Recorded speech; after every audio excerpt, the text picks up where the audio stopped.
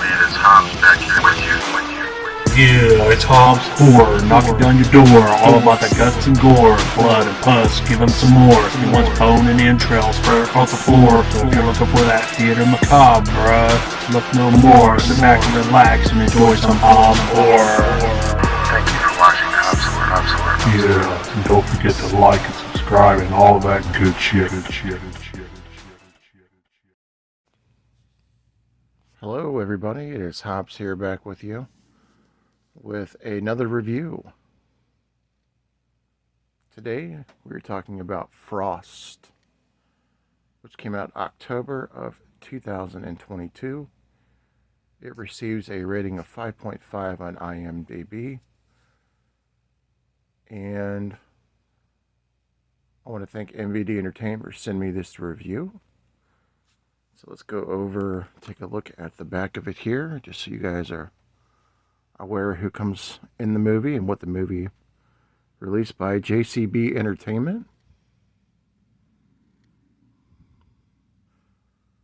All right.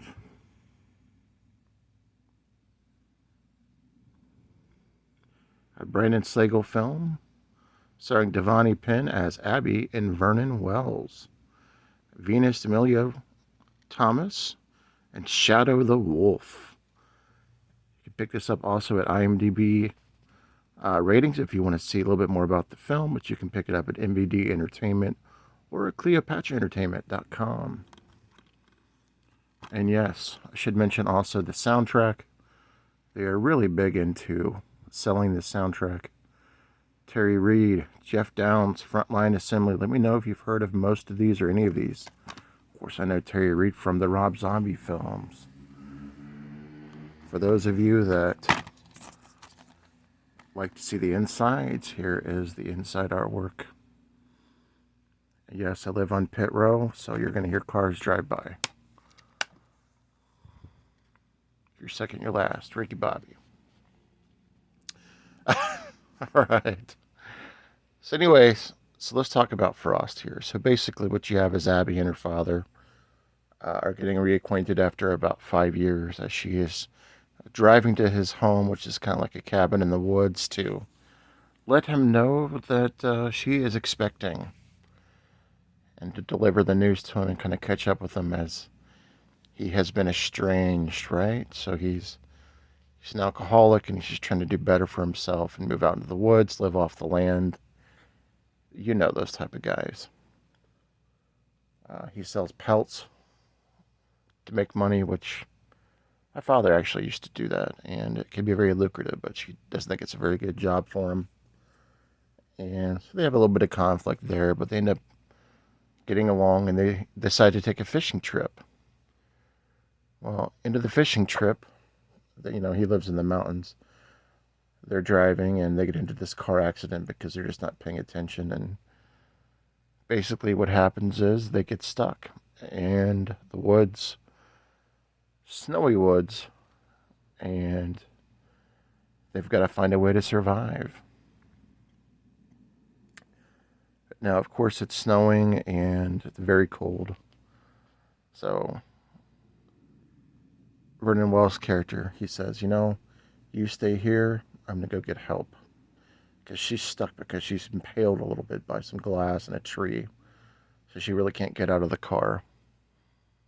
So the first thing he does, which is something you should never do, is he, of course, busts out the window. All the cold air is going to come in.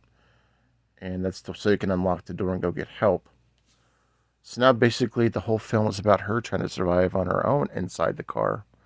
Not to mention she's pregnant, so she's got to do some extreme things to stay alive.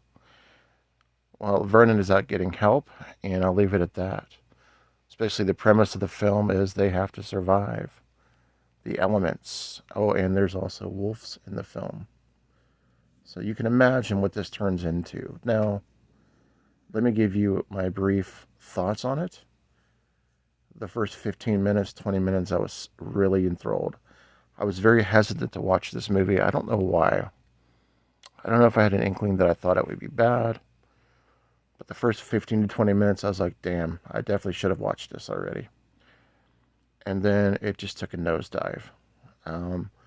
Once they were stuck and crashed and everything, Once Vernon goes to get help, that's where the writing, in my opinion, kind of fell flat, because there were inconsistencies to the makeup effects, there were inconsistencies to the events, and there were missing parts, like almost like if they had to restart the movie, like if they had to re-up the script or change the script halfway through. It's kind of what I felt like to me.